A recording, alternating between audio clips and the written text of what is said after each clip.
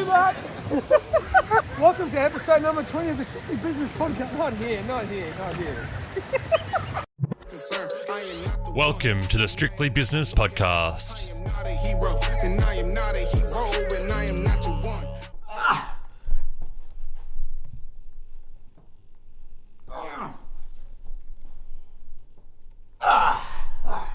Cut. Whoa. Well, you're the only one at the moment that knows how to do that, right? Normally you tell... Anyway, we're like a married couple. Normally you tell me to calm down.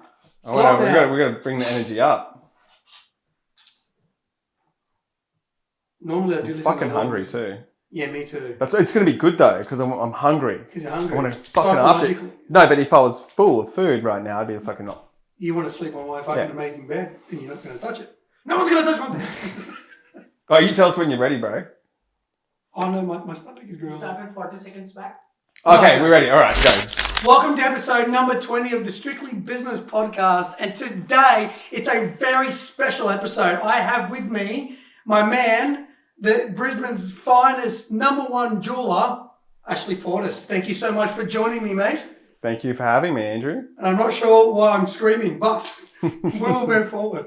Mate, buddy, you and I are having so many amazing conversations that I really wanted to capture our relationship, how in terms of working with Amiga Digital, but also to also show people exactly how far, how deep we go into in terms of delivering a service. And you've worked with other SEOs, so you've got a bit of feedback in regards to that. But I definitely want to get to that. But first, I want to talk about you.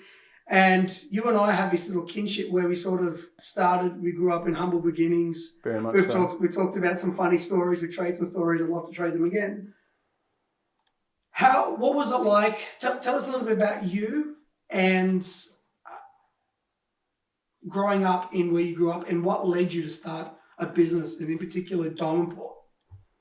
Oh, that's a big question. But I guess the first thing that comes to mind, like I grew up in Ipswich. My parents were abattoir workers. My dad was a butcher by trade, and my mum worked at the abattoir as well.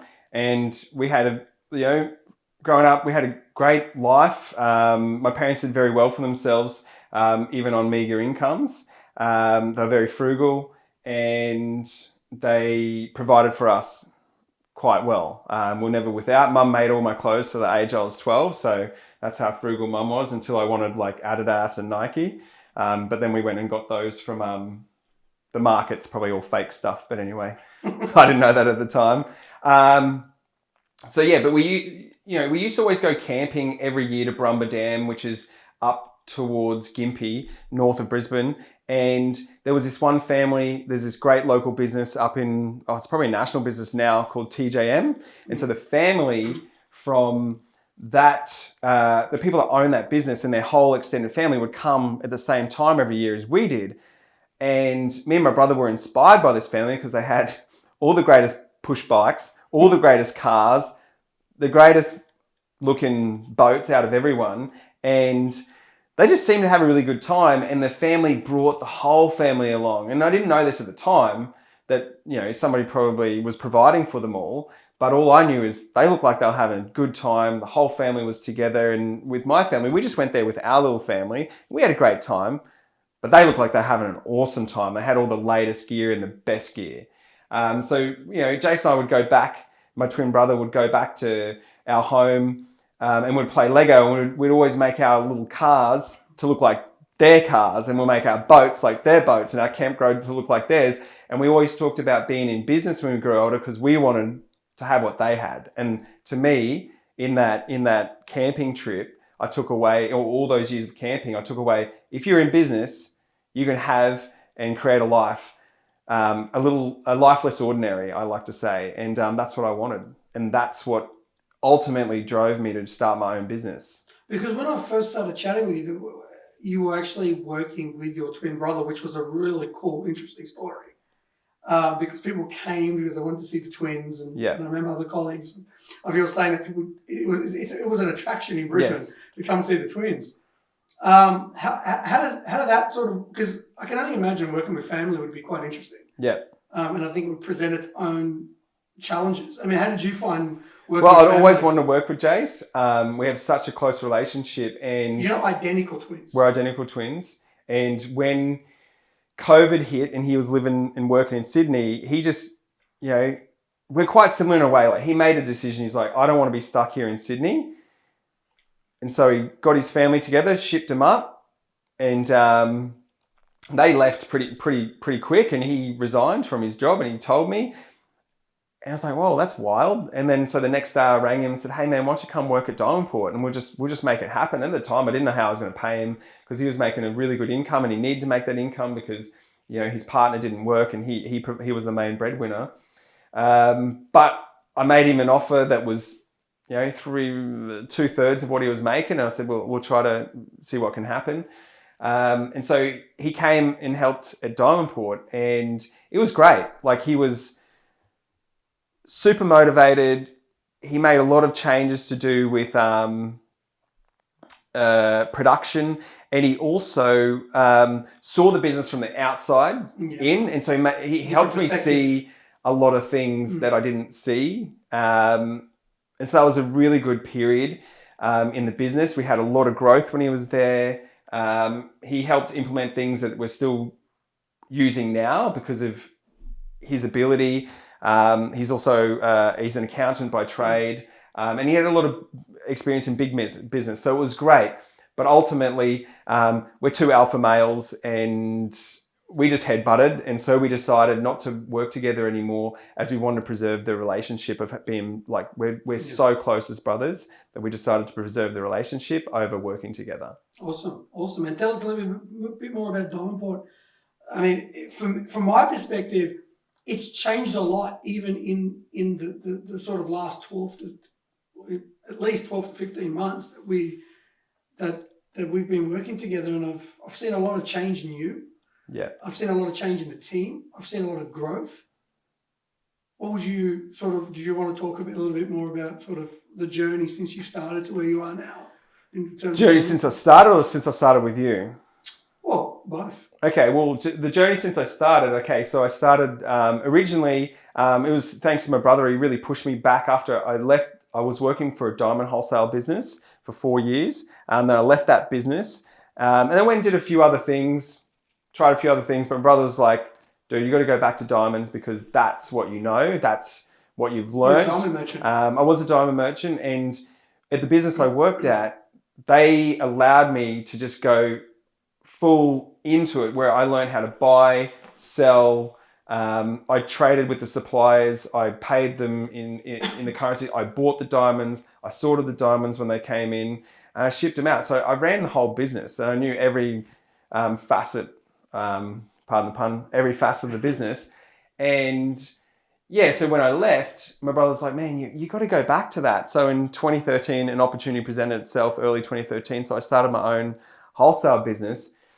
But I did that for a couple of years. But ultimately what I learned through that is that to be a diamond merchant, you need a lot of money and assets behind you. Because I started that business with $30,000 worth of savings. That's it. I ordered my first parcel of diamonds with $30,000 cash. What year was this? That was in 2013. Okay. And then I traded that, sold that, and then I'd buy all the bigger diamonds where the client, the jeweler would pay me up front, which is a bit not really done in the trade. Like most people get the goods on approval and pay 30 days, 60 days later, which I couldn't afford to do that. So I grew that business up to just shy of $1 million turnover, which in wholesale isn't that much. You really need to be doing $3 to $5 million plus because your margins are so slim. Yeah, sure. But like I saw that and I thought, well, I always had this side business from 2010, which was Diamondport, just growing there in the background, where I had friends. I started it because I had friends hit me up, make me an engagement ring. So I started Diamondport. I created accounts with all my suppliers overseas, and I had local trade jewelers make the rings for me. But yeah, mid 2015, I was like, man, this business diamonds isn't going anywhere. I remember my brother was living in Perth at the time. I rang him. I was laying on the floor. I was having a cry, and he's like, man, what else are you going to do, man? He goes, get up, and just get at it. Because he goes, what else are you going to do? You don't have a plan B. You don't have a university education. You don't have anything else to fall back on. He goes, this is it, man. Pull up your socks and go at it. And he probably sent me some motivational videos at the time. It was probably Eric Thomas. Succeed as you want. When you want to succeed as bad as you want to breathe, then you'll be successful. I probably watched that 100 or so times. And then I got up and I changed the placard out front from Map Diamonds to Diamond Port. Okay. And then I came back in and I thought, well, now what I'm going to do, because I'm upstairs, how am I going to attract people to come and find me? And somewhere or another, I actually came across this SEO person, Kate Toon, and I got her to write copy for me. Yep. And then she started a course called The Recipe for Success. And I did the course, taught myself enough about SEO to be dangerous. Very dangerous. And that's how I grew the business. And I started getting Google reviews. And then around the same time, I traveled to Laos and Vietnam, and I used TripAdvisor to find out where to go. Mm. But I also started seeing these Google reviews, but it's kind of random. And you go to TripAdvisor, you're like, why are people giving Google reviews? No one even uses them. But then I remember I went to go get a haircut when I got back, and I thought, oh, well, there's no reviews on TripAdvisor for hairdressers. So I read the Google reviews, and the Google reviews were terrible for this particular establishment. So I didn't go get my haircut from there. But then in that moment, I realized this is going to be a thing.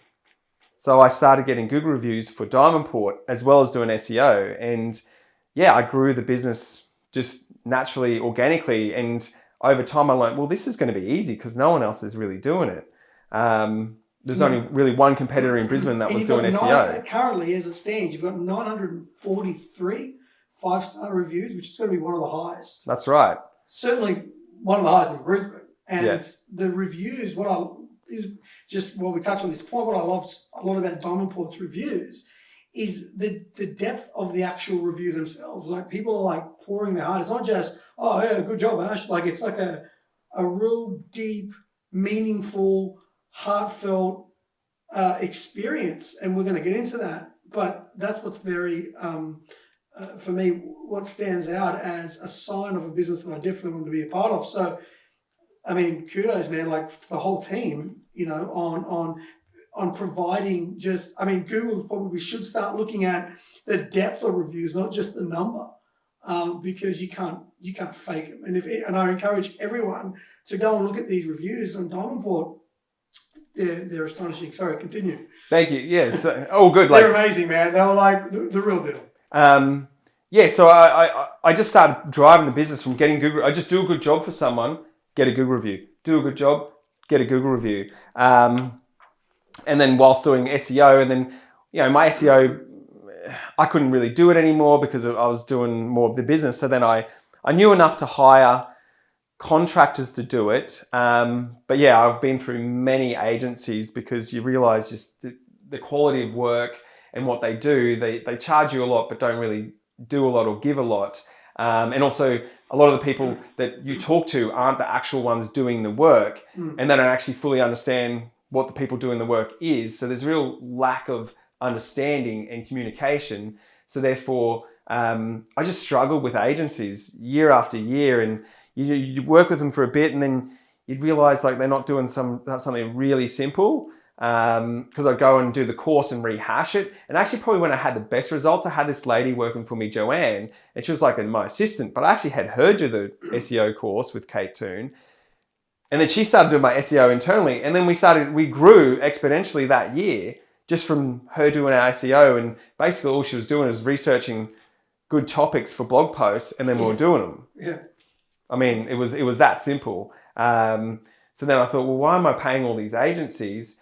But then she left, and then I ended up hiring another agency, and not having great results there either. And then I met you, and we've had great growth since then. It was just a cold email outreach, really. So from the point of, is that really what led up? Was that sort of the point to where you led up with me? Was sort of, how was the business currently tracking up? It was going good. Before you... The agency before I met you actually got me to push harder on Google Ads, and I'd always been apprehensive about it. Yeah. But that probably in that year we had some of our biggest exponential growth from doing Google Ads, which at the time I probably didn't appreciate, but now I do appreciate that they were actually probably doing a better job on Google Ads than they were doing on my organic SEO.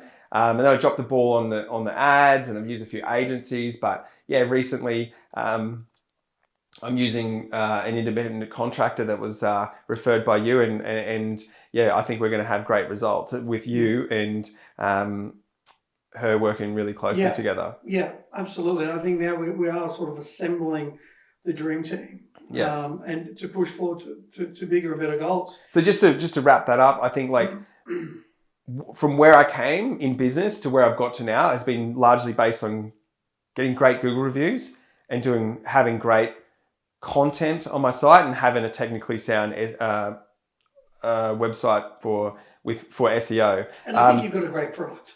Oh, well, yeah. Yes. Well, my idea about getting the Google reviews was always to do a great product and always improving our product, always improving our service, always improving our offering. That's just a given. Yeah. But you can't sell a secret. And the only way people know about you is through when they go to search and they try to find a ring, you got to come up number one. And that was my driver to grow the business. Well, one, you had to do a great product, but if no one knew about you, Correct. It doesn't really matter. Yeah. So that was the biggest driver. You just become Brisbane's best kept secret. Yeah, and you don't want to be Brisbane's best kept secret. No, absolutely. That's awesome, buddy. So this is going to be a question that could be work out awkwardly for me. How's the last 12 months been panning out? What are some of the big? What would be some of the big things that you've looked back and we celebrated? Obviously, we've had some good rankings in engagement rings and the wedding rings. I think the best thing we did, when you came on board, the best thing we did was we did, and you worked closely with Sarah on the. What did we do with all the URLs? We changed the URL structure. That was our biggest. That was a game changer. Yeah. So basically, because it was a mess. Yeah, exactly. And it still needs a bit of work, but it's definitely a lot better than where it was. So we would fundamentally build these new pages based upon search volume. So I've been involved in the jewelry industry, and I think that was one of the things that led you to wanting to work with me is because I had 10 years experience. So I kind of knew. And just on that, when you emailed me, I'd been watching the company you worked for a decade, and I effectively did build my business based on what they were doing because I was watching them going, well, I've got to create Brisbane's version of that business. And you've done that in your own way. Yeah, I just watched them and I knew you search engagement ring Sydney or engagement ring, they'll come up number one on Google. And I thought, well, that's amazing. So I tried to emulate that. And then when I got the email from you and you worked for them for a decade, straight away, mate, I called you that afternoon within 30 minutes of receiving the email. Yeah. And a very different company. But what I've figured out with jewelry in terms of the SEO and the keyword and the search volumes is that there's probably maybe 50 to 60 keywords within the jewelry niche that don't change. And a lot of that is around the cuts and the clarities. And do I get a 1 carat versus 2 carat diamond? What's the price of a 1 carat? What's the price of a 2 carat? A pear cut, a princess cut, the yellow gold, the rose gold. There is a fundamental consistency in reshaping and rebuilding the information architecture we got, right? And that was based upon a lot of research, but it's based upon also the industry and how it sort of works. And so I'm like, the first big problem that I figured out with Diamond Board is it's not easy to find a yellow gold engagement ring. Yes. And a lot of people are typing into Google yellow gold engagement ring. So it's obviously going to match the search volume. So fundamentally, we want to get the major keywords that are, let's say, the top 60% that don't change in the industry. Yeah. And we've still got a lot of work to do on that. But that is, as I mentioned to you in our initial calls, is laying the groundwork. So a lot of our traffic growth that we have experienced in the first 12 months was rebuilding and reshaping that. And you already had a very good basis, a very good profile of links pointing to Diamond Board, because you did that excellent how much should you spend on an engagement ring article, and you did the surveys and you did the data, and you've got banks linking to us, and you've got insurance companies linking to us, and those links you just can't go out and get. You got them because you're. I was actually working with directly with a consultant that actually helped do all that. I'm going to give her a shout out. Her name was Belinda Irvine. That was her idea, and she did all that work with us. And it was great. It was amazing. Yeah. Yeah. And I always tell, in terms of SEO, if you want success, there needs to be the long term. There needs to be natural link magnets. You need to give people a reason to talk about your brand and to want to link to it. So the big thing, and this is what we've been talking about even when we were checking into this fine institution here, about the experience and the storytelling and how important that is to capture.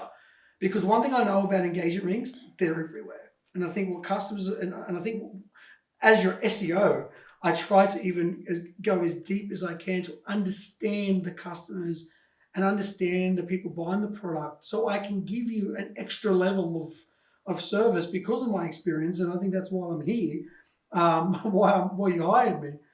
So I think customers are looking, and I think that the ages and the demographics is obviously shifting and changing, and people are shifting and changing. But I find, Ash, that really the big thing that I find is having people are going to connect on different reasons. So some people are going to connect with your story, and I feel like that's a whole separate podcast in and of itself. People are going to connect with you going to the gym. People are going to connect with you driving a Mercedes. They're going to connect with you on different things. But also there's going to be a level, an element where people are going to need to feel like, I know that guy. I know this company. I know what they stand for. Yep. They've got the amazing reviews. You want to be synonymous. Like my mum doesn't say, I want to search for something online. She says, let's Google it. So when something becomes synonymous with the core, the brand has landed in the world of the Nirvana. Yeah. So for us, diamond, you think diamond port, you think diamonds, right? You think engagement rings, and that's where we want to go. But experience and the story is the next big thing that I want to work on with you. So if you want to speak to that, in terms of a question, as I asked you on the couch before, how do we differentiate ourselves from Tiffany? How do we differentiate ourselves? I think I know the answers, but how do we differentiate ourselves from another sort of face-to-face jeweler like a Larson or a Xenox or whoever? How do we uniquely position ourselves to provide the best experience in town and also tapping into the different changing demographics? So there's someone coming in at 20 and someone coming in at 30.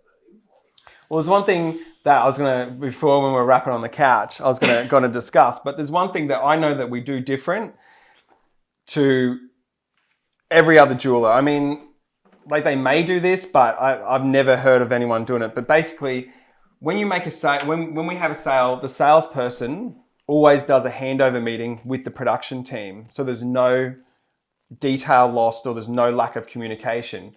And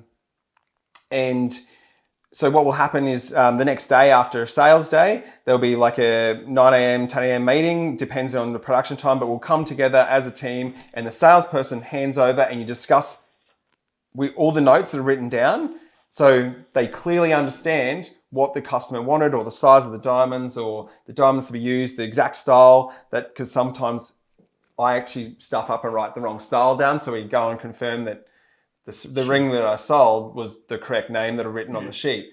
No one else stuffs that up, only I would. But we get all that clarified.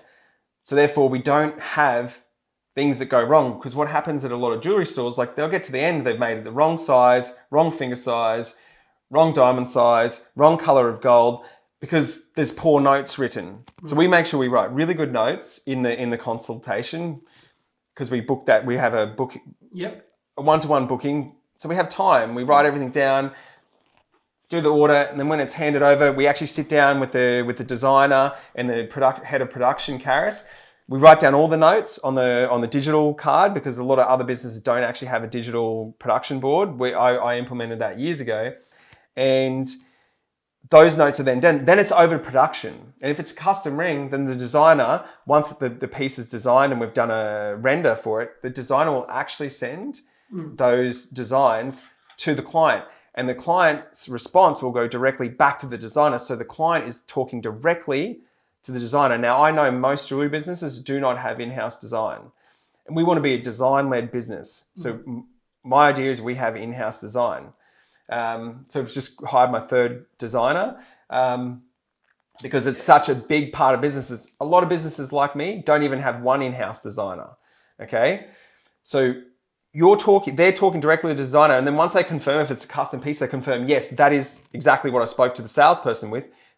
Then it gets handed back to the salesperson to commit to the sale, or say if we've taken a design fee for them, then to commit to that stone, and then once the deposit's paid, we put the ring into production. And there's another thing we do is communication. So our digital job board will automatically update our clients as the ring's on its journey to production. No one else does that in the trade. Like I don't know anyone else that does custom rings that has an automatic production that emails the clients saying where it is in production. So I mean, that's one thing that we're doing to differentiate ourselves. Another thing that we've Mike that works at Diamond Port. Shout out to Mike. Mike is an absolute weapon. He read this book, Unreasonable Hospitality, and he was banging on about it for ages. And so I finally started listening to it, and I haven't finished it though. But I only listened to the first couple of pages, and I was already inspired and making a change. But basically, Unreasonable Hospitality is a book about a great restaurant in New York and the guy that ran it, and how everyone focuses on the food, you know. And my brother used to say it. He actually said it to me first. He said everyone focuses on the burger and not on the process. Whereas at Diamond Port, a big thing that we've always focused on, like we can create great rings, burgers, but what we do is we focus on the process and make the process exceptional, or as always updating it, always making it better. So in the restaurant, basically what they talk about is they went to this awards night for the top 50 restaurants in the world, and they got number 50 on their first trial, and they were so disappointed because I thought they were going to come in the top 30 or 40. And they walked away from that going, well, how can we be number one? And obviously being number one restaurant is dependent on who picks it, and everyone's going to have a different opinion. But they thought, how can we be number one? And how can we just be that? And they thought, well, we could do great food. They all do great food, but we can be unreasonable with the way we deliver that experience. And I've been inspired by that book. And so how we're going to differentiate ourselves is we're going to be unreasonable in the way that we deliver our rings and in the way that we service. Yeah. And I want to mention this again. That blew me away. I think our trip to Brisbane, not only did we sauna together half naked, not only did we spend some intimate moments, but the thing that stood out for me the most, and where I learned a lot about you, is you picked me up from the airport. You brought you're my client. Like it's supposed to work the other way. And what I really learned about you, and what really meant a lot to me, is that when you came and picked me up from the airport, you had a drink, you had some really delicious food, and I think it just said a lot about who you were as a person to me. And look, we're all people, right? Like at this point in my career, I'm only working with people that I like, because if it was just about the money, I can make more money doing other things. So for me, it's about the relationship. And as I told you this, I actually enjoy most about what I do being a part of your journey, being part of your life. And so, because I'm giving you that side of my life, the fact that you came out and actually picked me up from the airport, dropped me off, spent a lot of time with me, I was actually more blown away. I felt like I was like your client.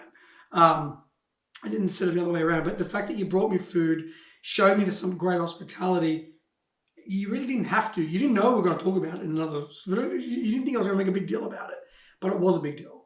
And I think when people do things naturally without thinking about it, I just said that. I just wanted to say that because on camera and get it all recorded, because it meant a lot to me, and it really, because I'm trying to be something very different, very unique, and therefore I want to work with people, with a small group of clientele that also think and feel the same way I do, and have that care factor and that mutual respect. And I just want to say, thanks again, man. And I think I think the Unreasonable Hospitality book has definitely struck something, but that thing that it struck inside you is already there. Yeah, we were already unreasonable. And if the I look client back, that you brought with the airplane makes me. That's right. Well, the way that I've been doing it for a long time is that when someone books an appointment with Diamond Port, even if they book a service appointment, we're not even a client yet, and they're just booking in to get potentially a resize, Yeah. we still ask them, would they like complimentary parking? And we'll pay for their parking at Queen's Plaza, which is like a minute's walk from our building. It's the most premium place you can park in Brisbane CBD. We offer them a car park. Yeah. And our clients always, when they come see us, they get a complimentary car park on pickup of the ring, drop off of the ring for a consult. That's something I implemented probably back in 2015, 2016, and I've kept all this time, and that's us being unreasonable. Yeah. Another thing that I created that no one else does, and I'm giving away a secret here, but I don't really care because no one else is going to do it. But when someone picks up the ring, we've always put in a postcard, well, it wasn't always a postcard, but now it is. It's a postcard with a QR code in it. And after he or she gives the ring to their partner, they also are encouraged to give the card to the partner, which has a QR code on it, and also a little note that says, congratulations on your engagement. We would love to meet you and teach you how to clean the ring and teach you how to keep it maintained and how to check it for damage. So we then have the person that received the ring to actually book in to come see us, and we get to meet them, we get to hear about their story and how they got engaged, and we get to really know them so they know us too. But also they then know where to bring the ring if it's damaged. They know how to check it for damage. We even show them how to check if the stone's loose, which everyone's always afraid to talk about, but we know, we work in this industry, it happens. So we're better off teaching them how to clean their ring and how to check if the stone's damaged or the stone's loose. So if it does happen, they contact us straight away and we get it fixed. And it's a simple fix. It's literally push the claws down, give the ring a little polish, and it's out the door again. Yeah. And usually, because we've got our jewelers on site, we can do it on the spot. If it's just a simple tightening of the stone. Yeah, I mean, that's how we're being unreasonable then. But now, since I've been reading the book and talking to Mike, and Mike's really on board with it, like we're just coming up with always ways in our business life, and it's also percolating within us to then implement in our personal life, is how to be absolutely unreasonable. And we had this client recently book in and was coming up from Sydney, and I mean, his friends actually said to him, there's plenty of good jewelers within 1 kilometre radius of Sydney CBD that you could go to. And he's like, yeah, but I just had a really good connection with Mike when he called up. And I think originally he called and I answered the phone, or it got transferred through to me. And he had a really good conversation with me where I booked in the virtual consult, and then he had the really good connection with Mike. And so he said, there's nowhere else I'm going. So he flew up. But when we knew he was flying up, we got his flight number. So we were tracking his flight, making sure it left on time, which it didn't, it left late. And then we were reaching out to him and saying, making sure that he got on the next flight, which he did. And then when he arrived, Mike went and picked him up. He went and took him cold drinks from the fridge we had pre-prepared, took him kombucha and a sparkling water because we didn't know what he'd want to have. And drove him in for the appointment. And we had a dinner booking booked for after the appointment. Because, he didn't know how long it was going to take. So he had a return flight at 7 or 7:30. So we thought, no, we're going to take him out for dinner and make sure we feed him. So we booked a nice little Thai restaurant. It's an upstairs restaurant, so it's not something that you'd usually walk past on the street. So we thought that was kind of cool because it was aligned with us.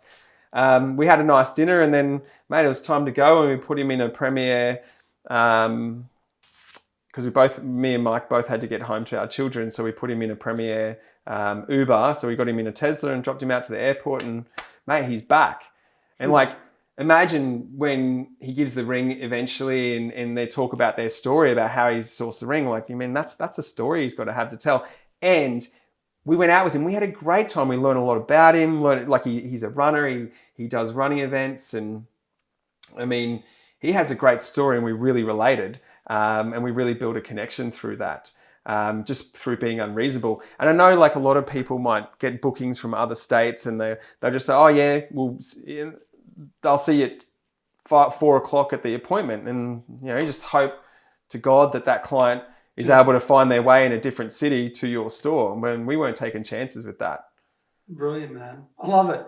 And a lot of people talk about, going the extra mile for their customers and their clients, and they're like, but you've actually done it.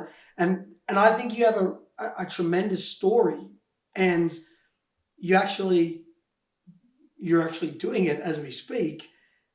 My biggest goal for you this year is for people to get an eye into what is possible and what they're going to experience with you because you've got an amazing reviews once someone's dealt with you or once someone's built a relationship with Mike. So you know where I'm coming from. You know that I'm big on getting the brand, getting who you are out there. And because I've bought into it, I believe in it. I even recommended that you get off and build a machine around it, a media machine, which you've done, credit to you, which you know currently doing.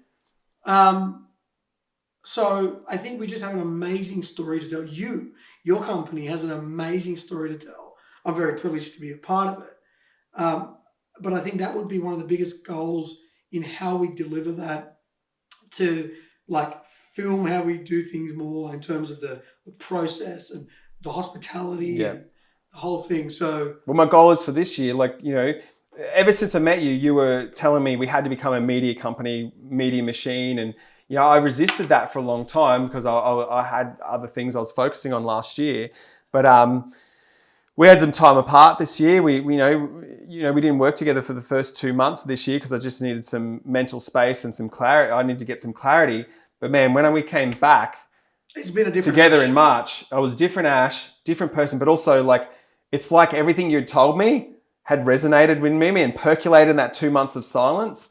And man, I've just gone all in and I'm creating a media company and I believe in what you're telling me and I fully believe that and I'm implementing. I've hired a videographer, I've hired a content creator, I'm going to hire them an assistant and we're going to create a little media company and we're going to document and we're going to have stories. So we're going to be able to tell the story of what it's like to deal with us, what we create, how we create it. And we're going to deliver that over the next 12 months. And I think that's going to then take us to the next level of growth. Yeah. And on my last point, and as we're talking about with Parasha, about the storytelling and the convenience and the experience. And once we nail those three in the content, in the theme of what we do, we're gonna build this business. We're gonna reach the goals that you want to reach. That I promise you. I'm definitely on board. And I just want to say thanks so much, man. Thanks for having me, man. I know I'm a crappy host. Hopefully, hasn't bothered too many people, but you've got a great story, man, and I look forward to sharing that journey with you. I'm looking forward to working together and have another 12 months. I don't believe there's a time when we won't work together because I can just see it going forwards and growing and blossoming in all different ways. You know, sitting in the sauna and the cold plunge and being naked, half naked, not completely naked, half naked with you was certainly... But the cold plunge was a test and you passed the test. You stayed in. How long did you stay in the first time you went in? I stayed in 30 seconds. How long did I stay in? 5 minutes. I think it was 6. I think it was actually 6.5. You're right. And it was my test. I threw you in. And you did it. And to me, we're lifelong buddies on that. I did it for you, man. Yeah, bro. And we're going to push through those barriers. We're going to keep pushing. And I just can't wait to see where we'll be. Man, the future is going to be always growing. And man, thanks for having me on this podcast today. It's my first one. And I look forward to doing many more. Ashley from Diamond Port. If you're in Brisbane or you were willing to fly up, you want a piece of jewellery, I know I'm his client, I'm a little bit biased, but literally go and read the reviews, look at the stories he's telling, look at the quality of the product. Surely you, and actually you can use coupon #Andrew'sPodcast, which I just made up now. So we may or may not use that. And you get a 5% discount. No discounts. No discount. Damn. There's no need to have a discount because their product's amazing. Ash, thank you so much. Yeah, man. You always get more than you pay for with Diamond Port. Amen. The best episode 20 we could ever do. Yeah, boy! Bro, was that good or what? That was so good.